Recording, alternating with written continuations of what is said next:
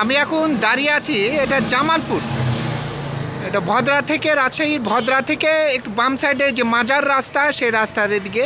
তো এখানে আমরা একটা 10 টাকার স্কুল পেয়েছি সুবিধা বঞ্চিত বাচ্চাদেরকে নিয়ে। এই যে মোহাম্মদ সাজ্জাদ আলী শিকদার সাহেব, উনি একটা স্কুল করেছেন। স্কুলটা আমরা ঘুরে দেখলাম, ওনার সাথে কথাও বললাম। অনেক সুন্দর একটা স্কুল, বাচ্চাদের লেখাপড়া উনি শিখান। অনেকে টিউশন ফি দিতেই পারেন না, তবুও আমরা দেখলাম যে অনেক সুন্দর একটা পরিবেশ। এই পরিবেশে উনি বাচ্চাদের জন্য আসলে অনেক চেষ্টা করছেন সুবিধাবঞ্চিত বাচ্চাদের। হ্যাঁ, আমরা দেখতে পাচ্ছি যে বাচ্চারা স্কুল পড়াশোনার জন্য চলে আসছে।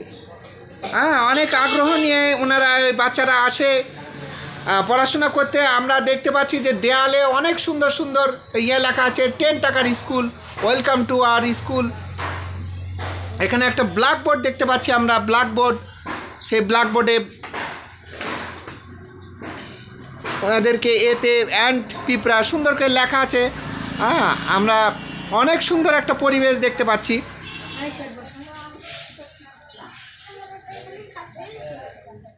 তুমি কোন ক্লাসে পড়ো বাবু, একটু বলো। তোমার নাম?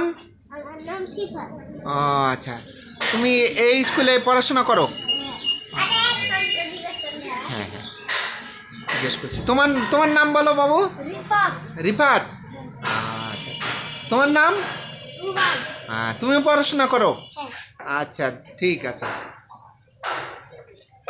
অনেক সুন্দর একটা উদ্যোগ। এই উদ্যোগটা দেখে আমাদের অনেক ভালো লেগেছে।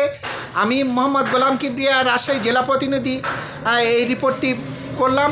এবং সাজ্জাদ সাহেবের এই মহৎ উদ্যোগ দেখে আমরা অনুপ্রাণিত হই এবং ওনার সাফল্য কামনা করছি।